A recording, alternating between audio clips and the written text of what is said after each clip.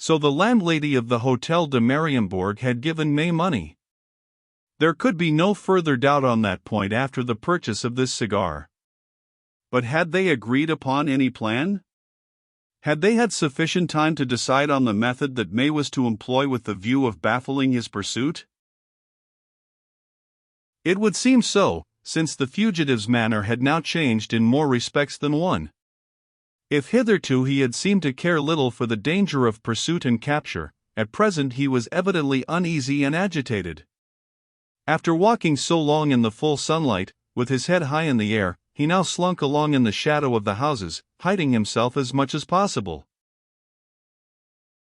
"It is evident that his fears have increased in proportion with his hopes," said Lecoq to his companion. "He was quite unnerved when we saw him at the Odeon, and the merest trifle would have decided him to surrender. Now, however, he thinks he has a chance to escape with his secret." The fugitive was following the boulevards, but suddenly he turned into a side street and made his way toward the temple, where, soon afterward, Father Absinthe and Lecoq found him conversing with one of those importunate dealers in cast-off garments who consider every passer-by their lawful prey. The vendor and May were evidently debating a question of price, but the latter was plainly no skillful bargainer, for with a somewhat disappointed air he soon gave up the discussion and entered the shop. "Ah, so now he has some coin he has determined on a costume," remarked Lecoq. "Isn't that always an escaped prisoner's first impulse?" Soon afterward May emerged into the street.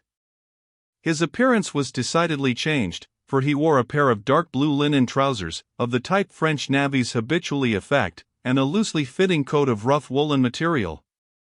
A gay silk kerchief was knotted about his throat, and a black silk cap was set on one side of his head. Thus attired, he was scarcely more prepossessing in appearance than Lecoq, and one would have hesitated before deciding which of the two it would be preferable to meet at night on a deserted highway. May seemed very well pleased with his transformation, and was evidently more at ease in his new attire. On leaving the shop, however, he glanced suspiciously around him, as if to ascertain which of the passers-by were watching his movements. He had not parted with his broadcloth suit, but was carrying it under his arm, wrapped up in a handkerchief. The only thing he had left behind him was his tall chimney-pot hat. Lecoq would have liked to enter the shop and make some inquiries, but he felt that it would be imprudent to do so, for May had settled his cap on his head with a gesture that left no doubt as to his intentions. A second later he turned into the Rue du Temple, and now the chase began in earnest, for the fugitive proved as swift and agile as a stag, and it was no small task to keep him well in sight. He had no doubt lived in England and Germany, since he spoke the language of these countries like a native, but one thing was certain: he knew Paris as thoroughly as the most expert Parisian. This was shown by the way in which he dashed into the Rue des Graveliers, and by the precision of his course through the many winding streets that lie between the Rue du Temple and the Rue Beaubourg. He seemed to know this quarter of the capital by heart, as well, indeed, as if he had spent half his life there. He knew all the wine shops communicating with two streets, all the byways, passages, and tortuous alleys. Twice he almost escaped his pursuers, and once his salvation hung upon a thread. If he had remained in an obscure corner, where he was completely hidden, only an instant longer, the two detectives would have passed him by and his safety would have been assured. The pursuit presented immense difficulties. Night was coming on, and with it that light fog which almost invariably accompanies a spring sunset. Soon the street lamps glimmered luridly in the mist, and then it required a keen eyesight indeed to see even for a moderate distance. And, to add to this drawback, the streets were now thronged with workmen returning home after their daily toil, and with housewives intent on purchasing provisions for the evening meal, while round about each dwelling there congregated its numerous denizens swarming like bees around a hive. May, however, took advantage of every opportunity to mislead the persons who might be following him. Groups collected around some cheapjack stall, street accidents, a block of vehicles, everything was utilized by him with such marvelous presence of mind that he often glided through the crowd without leaving any sign of his passage. At last he left the neighborhood of the Rue des Graveliers and made for a broader street. Reaching the Boulevard de Sebastopol, he turned to the left, and took a fresh start. He darted on with marvelous rapidity, with his elbows pressed close to his body, husbanding his breath and timing his steps with the precision of a dancing master. Never pausing, and without once turning his head, he ever hurried on. And it was at the same regular but rapid pace that he covered the Boulevard de Sebastopol, crossed the Place du Châtelet, and proceeded to mount the Boulevard Saint-Michel. Here he suddenly halted before a cab stand. He spoke to one of the drivers, opened the door of his vehicle, and jumped in. The cab started off at a rapid pace. But May was not inside. He had merely passed through the vehicle, getting out at the other door, and just as the driver was departing for an imaginary destination, May slipped into an adjacent cab which left the stand at a gallop. Perhaps, after so many ruses, after such formidable efforts, after this last stratagem, perhaps May believed that he was free. He was mistaken. Behind the cab which bore him onward, and while he leaned back against the cushions to rest, a man was running, and this man was Lecoq. Poor Father Absinthe had fallen by the way. In front of the Palais de Justice he paused, exhausted and breathless, and Lecoq had little hope of seeing him again, since he had all he could do to keep his man in sight without stopping to make the chalk marks agreed upon. May had instructed his driver to take him to the Place d'Italie, requesting him, moreover, to stop exactly in the middle of the square. This was about 100 paces from the police station in which he had been temporarily confined with the widow Chupin. When the vehicle halted, he sprang to the ground and cast a rapid glance around him, as if looking for some dreaded shadow. He could see nothing, however, for although surprised by the sudden stoppage, Lecoq had yet had time to fling himself flat on his stomach under the body of the cab, regardless of all danger of being crushed by the wheels. May was apparently reassured. He paid the cabman and then retraced his course toward the Rue Mouffetard. With a bound, Lecoq was on his feet again, and started after the fugitive as eagerly as a ravenous dog might follow a bone. He had reached the shadow cast by the large trees in the outer boulevards when a faint whistle resounded in his ears. "Father Absinthe!" he exclaimed in a tone of delighted surprise. "The same," replied the old detective, "and quite rested, thanks to a passing cabman who picked me up and brought me here." "Oh, enough," interrupted Lecoq. "Let us keep our eyes open." May was now walking quite leisurely. He stopped first before one and then before another of the numerous wine shops and eating houses that abound in this neighborhood. He was apparently looking for someone or something, which of the two Lecoq could not, of course, divine. However, after peering through the glass doors of 3 of these establishments and then turning away, the fugitive at last entered the 4th. The 2 detectives, who were enabled to obtain a good view of the shop inside, saw the supposed murderer cross the room and seat himself at a table where a man of unusually stalwart build, ruddy-faced and grey-whiskered, was already seated. "The accomplice," murmured Father Absinthe. Was this really the redoubtable accomplice? Under other circumstances Lecoq would have hesitated to place dependence on a vague similarity in personal appearance, but here probabilities were so strongly in favor of Father Absinthe's assertion that the young detective at once admitted its truth. Was not this meeting the logical sequence of May and Madame Milner's chance interview a few hours before? May, thought Lecoq, began by taking all the money Madame Milner had about her, and then instructed her to tell his accomplice to come and wait for him in some cheap restaurant near here. If he hesitated and looked inside the different establishments, it was only because he hadn't been able to specify any particular one. Now, if they don't throw aside the mask, it will be because May is not sure he has eluded pursuit and because the accomplice fears that Madame Milner may have been followed. The accomplice, if this new personage was really the accomplice, had resorted to a disguise not unlike that which May and Lecoq had both adopted. He wore a dirty blue blouse and a hideous old slouch hat, which was well-nigh in tatters. He had, in fact, rather exaggerated his makeup, for his sinister physiognomy attracted especial attention even beside the depraved and ferocious faces of the other customers in the shop.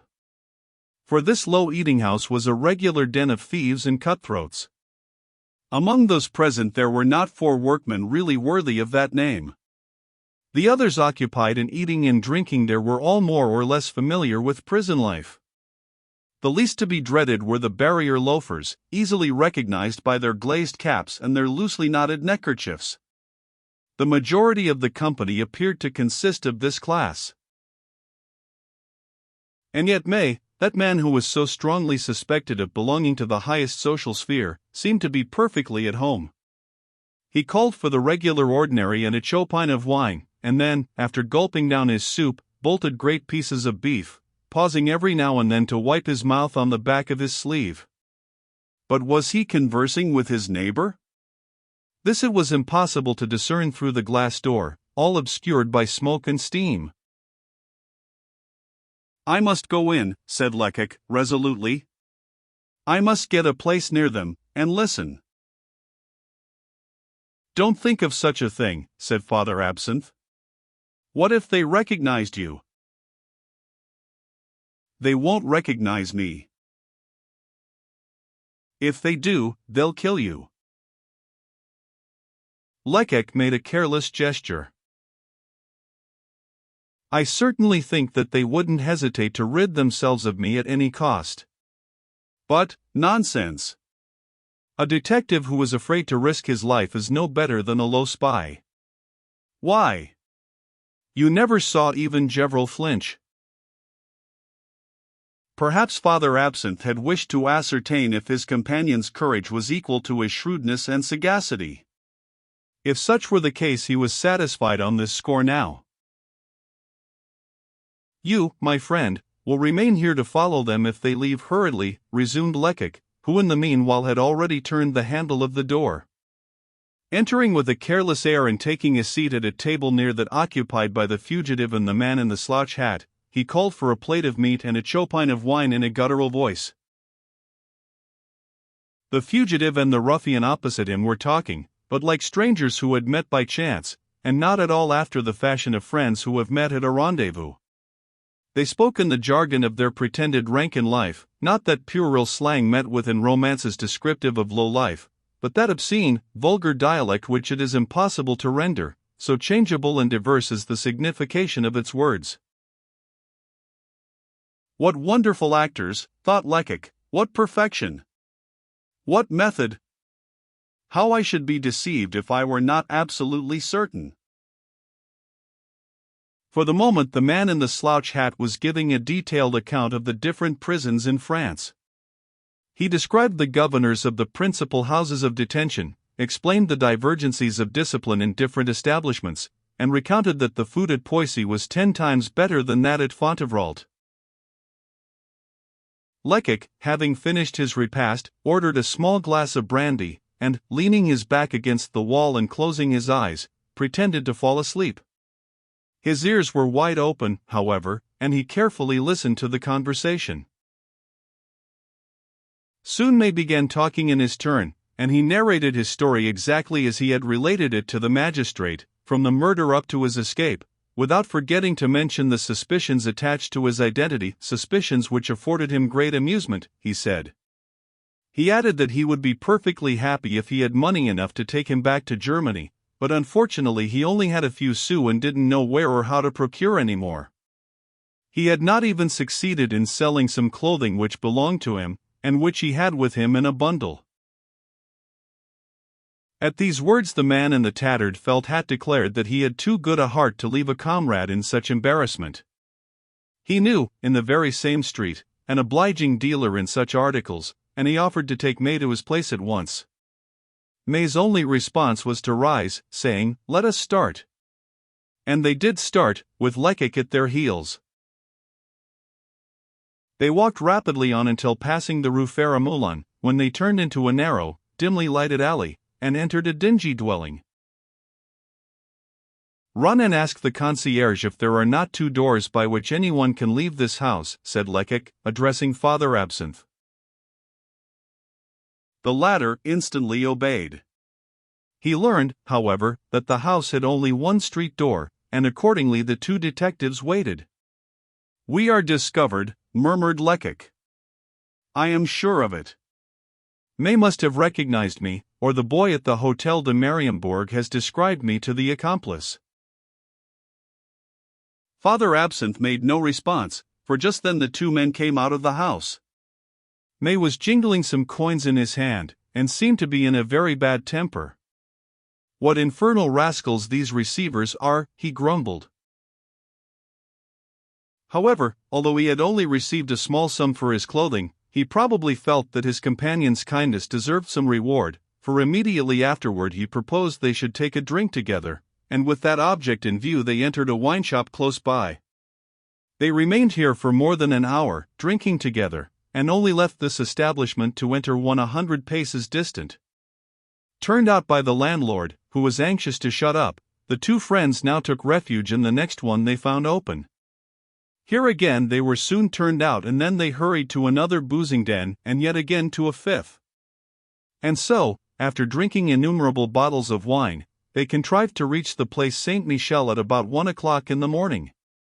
Here, however, they found nothing to drink, for all the wine shops were closed. The two men then held a consultation together, and, after a short discussion, they walked arm in arm toward the Faubourg Saint-Germain, like a pair of friends.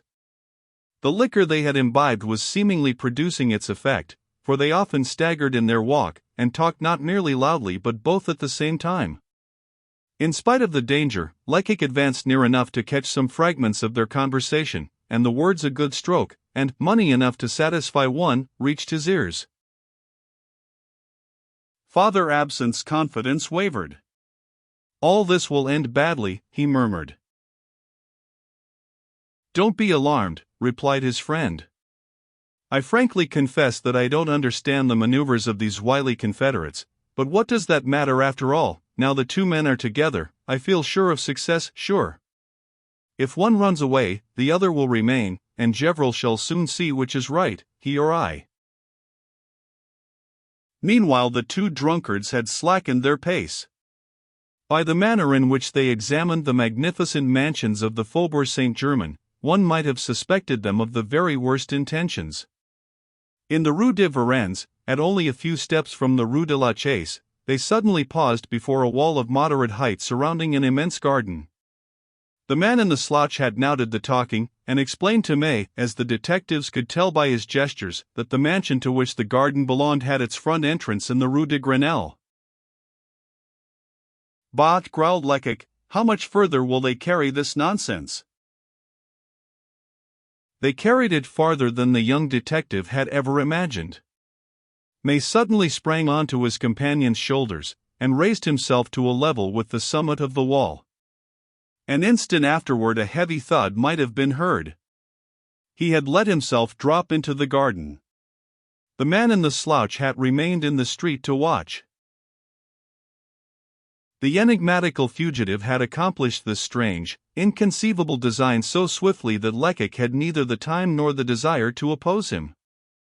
His amazement at this unexpected misfortune was so great that for an instant he could neither think nor move. But he quickly regained his self-possession, and at once decided what was to be done. With a sure eye he measured the distance separating him from May's accomplice, and with 3 bounds he was upon him. The man in the slouched hat attempted to shout, but an iron hand stifled the cry in his throat. He tried to escape, and to beat off his assailant, but a vigorous kick stretched him on the ground as if he had been a child. Before he had time to think of further resistance he was bound, gagged, and carried, half suffocated, to the corner of the Rue de la Chaise. No sound had been heard, not a word, not an ejaculation, not even a noise of shuffling, nothing. Any suspicious sound might have reached May, on the other side of the wall, and warned him of what was going on. "How strange," murmured Father Absinthe, too much amazed to lend a helping hand to his younger colleague. "How strange! Who would have supposed?" "Enough!" "Enough," interrupted Lecoq, in that harsh, imperious voice, which imminent peril always gives to energetic men. "Enough, we will talk tomorrow. I must run away for a minute, and you will remain here. If May shows himself, capture him, don't allow him to escape.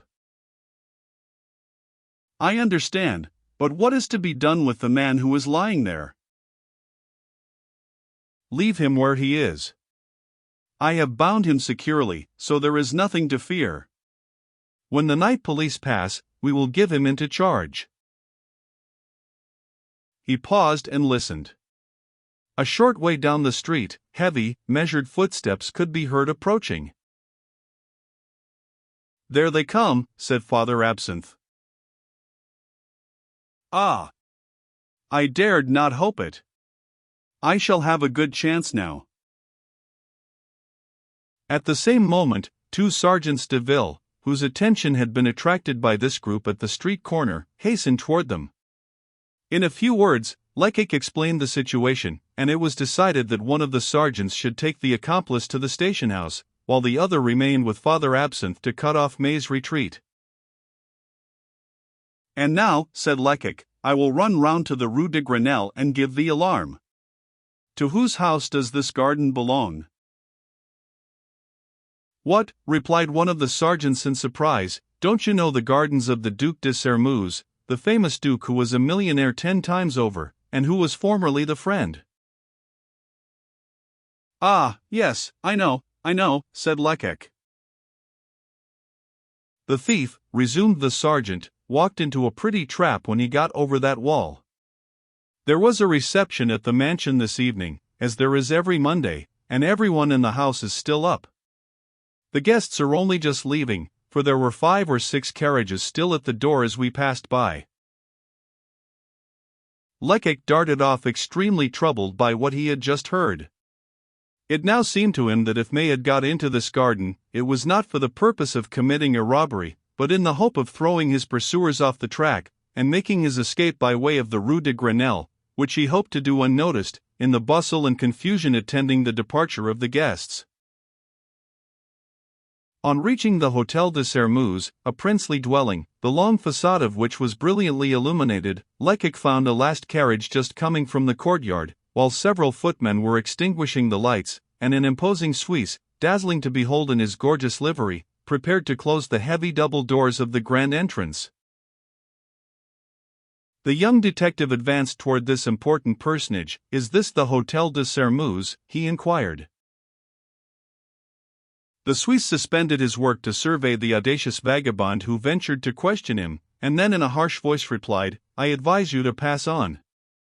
I want none of your jesting. Lecoq had forgotten that he was clad as a barrier loafer. Ah, he rejoined, I'm not what I seem to be.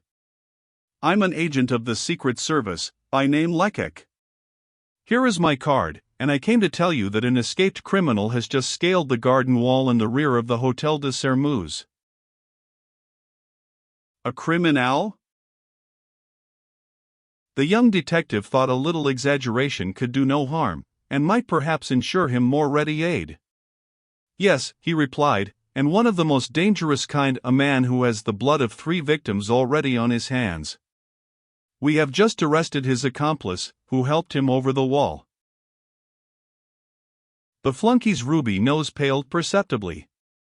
I will summon the servants, he faltered, and suiting the action to the word, he was raising his hand to the bell chain, employed to announce the arrival of visitors, when Lecoq hastily stopped him. A word first, said he. Might not the fugitive have passed through the house and escaped by this door, without being seen? In that case he would be far away by this time. Impossible. But why? Excuse me, but I know what I am saying. First, the door opening into the garden is closed. It is only open during grand receptions, not for our ordinary Monday drawing rooms. Secondly, Monseigneur requires me to stand on the threshold of the street door when he is receiving. Today he repeated this order, and you may be sure that I haven't disobeyed him. Since that's the case, said Lecoq, slightly reassured, we shall perhaps succeed in finding our man. Warn the servants, but without ringing the bell. The less noise we make, the greater will be our chance of success. In a moment the 50 servants who peopled the anterooms, stables, and kitchens of the Hôtel de Sairmeuse were gathered together. The great lanterns in the coach houses and stables were lighted, and the entire garden was illuminated as by enchantment. If May is concealed here, thought Lecoq, delighted to see so many auxiliaries, it will be impossible for him to escape. But it was in vain that the gardens were thoroughly explored over and over again, no one could be found. The sheds where gardening tools were kept, the conservatories, the summer houses, the 2 rustic pavilions at the foot of the garden, even the dog kennels, were scrupulously visited, but all in vain. The trees, with the exception of some horse chestnuts at the rear of the garden, were almost destitute of leaves, but they were not neglected on that account. An agile boy, armed with a lantern, climbed each tree, and explored even the topmost branches. The murderer must have left by the way he came, obstinately repeated the Suisse, who had armed himself with a huge pistol, and who would not let go his hold on Lecoq, fearing an accident perhaps. To convince the Suisse of his error it was necessary for the young detective to place himself in communication with Father Absinthe and the Sergeant de Ville on the other side of the wall. As Lecoq had expected, the latter both replied that they had not once taken their eyes off the wall, and that not even a mouse had crossed into the street. The exploration had hitherto been conducted after a somewhat haphazard fashion, each of the servants obeying his own inspiration, but the necessity of a methodically conducted search was now recognized. Accordingly, Lecoq took such measures that not a corner, not a recess, could possibly escape scrutiny, and he was dividing the task between his willing assistants, when a newcomer appeared upon the scene. This was a grave, smooth-faced individual in the attire of a notary. Monsieur Otto, Monseigneur's first valet de chambre, the Suisse murmured in Lecoq's ear. This important personage came on behalf of Monsieur Lecoq, he did not say Monseigneur, to inquire the meaning of all this uproar. When he had received an explanation, M. Otto condescended to compliment Lecoq on his efficiency, and to recommend that the house should be searched from garret to cellar. These precautions alone would allay the fears of Madame la Duchesse. He then departed, and the search began again with renewed ardor. A mouse concealed in the gardens of the Hôtel de Sairmeuse could not have escaped discovery, so minute were the investigations. Not a single object of any size was left undisturbed. The trees were examined leaf by leaf, one might almost say. Occasionally the discouraged servants proposed to abandon the search, but Lecoq urged them on. He ran from one to the other, entreating and threatening by turns, swearing that he asked only one more effort, and that this effort would assuredly be crowned with success. Vain promises. The fugitive could not be found. The evidence was now conclusive. To persist in searching the garden any longer would be worse than folly. Accordingly, the young detective decided to recall his auxiliaries. "That's enough," he said, in a despondent voice. "It is now certain that the criminal is no longer in the garden." Was he cowering in some corner of the great house, white with fear, and trembling at the noise made by his pursuers? One might reasonably suppose this to be the case, and such was the opinion of the servants. Above all, such was the opinion of the Suisse, who renewed with growing assurance his affirmations of a few moments before. "I have not moved from the threshold of the house tonight," he said, "and I should certainly have seen any person who passed out." "Let us go into the house, then," said Lecoq. "But first let me ask my companion, who is waiting for me in the street, to join me." "It is unnecessary for him to remain any longer where he is." When Father Absinthe had responded to the summons, all the lower doors were carefully closed and guarded, and the search recommenced inside the house, one of the largest and most magnificent residences of the Faubourg Saint-Germain. But at this moment all the treasures of the universe could not have won a single glance or a second's attention from Lecoq. All his thoughts were occupied with the fugitive. He passed through several superb drawing rooms, along an unrivaled picture gallery, across a magnificent dining room, with sideboards groaning beneath their load of massive plate, without paying the slightest attention to the marvels of art and upholstery that were offered to his view. He hurried on, accompanied by the servants who were guiding and lighting him. He lifted heavy articles of furniture as easily as he would have lifted a feather. He moved each chair and sofa from its place, he explored each cupboard and wardrobe, and drew back in turns all the wall hangings, window curtains, and portieres. A more complete search would have been impossible. In each of the rooms and passages that Lecoq entered not a nook was left unexplored, not a corner was forgotten. At length, after 2 hours' continuous work, Lecoq returned to the first floor. Only 5 or 6 servants had accompanied him on his tour of inspection. The others had dropped off one by one, weary of this adventure, which had at first possessed the attractions of a pleasure party. "You have seen everything, gentlemen," declared an old footman. "Everything," interrupted the Suisse, "everything." "Certainly not. There are the private apartments of Monseigneur and those of Madame la Duchesse still to be explored." "Alas," murmured Lecoq, "what good would it be?" But the Suisse had already gone to rap gently at one of the doors opening into the hall. His interest equaled that of the detectives. They had seen the murderer enter, he had not seen him go out, therefore the man was in the house and he wished him to be found. The door at which he had knocked soon opened, and the grave, clean-shaven face of Otto, the Duke's first valet de chambre, showed itself. "What the deuce do you want?" he asked in surly tones. "To enter Monseigneur's room," replied the Suisse, "in order to see if the fugitive has not taken refuge there." "Are you crazy?" exclaimed the head valet de chambre. "How could anyone have entered here? Besides, I can't suffer Monsieur Lecoq to be disturbed. He has been at work all night, and he is just going to take a bath before going to bed."